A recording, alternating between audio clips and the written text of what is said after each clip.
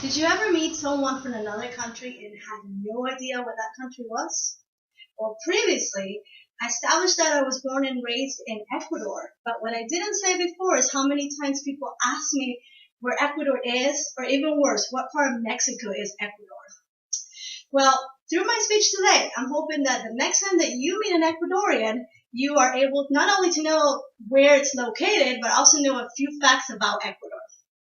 So today, we're going to be covering the geographical location, variations in food, and main touristic attractions. So let's begin by finding Ecuador in the American continent.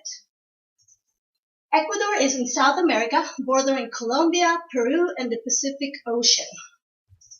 It is crossed by the Ecuadorian line, hence the name Ecuador, and it's divided into 4 different regions: coast, highlands, Amazon, and Galapagos.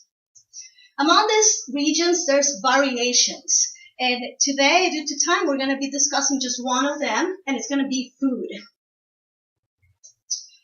The Quito Adventure says, the great variety of resources among the different regions provide each area with its own tradition and foods. So their resources are influenced by their geographical location. So let's begin with my favorite, the food from the coast.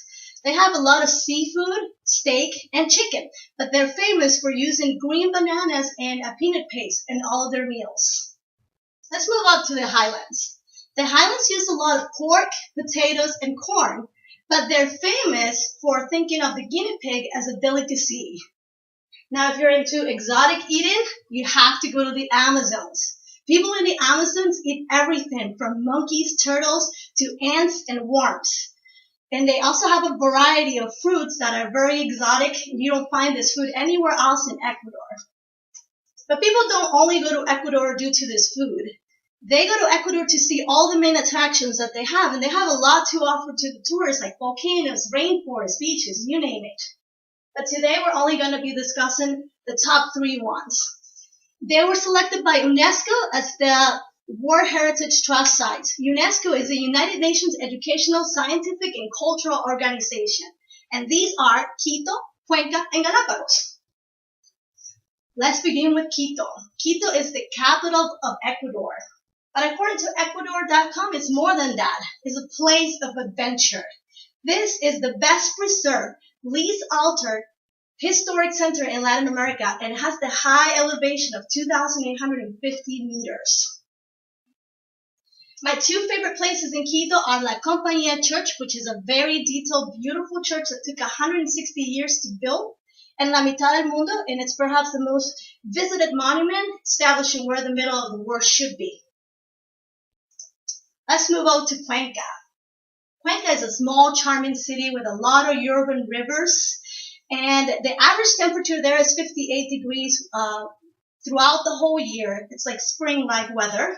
It's beautiful there, and it has been categorized by magazines like Living Magazine or New York Times and the Huffington Post like the best place to retire.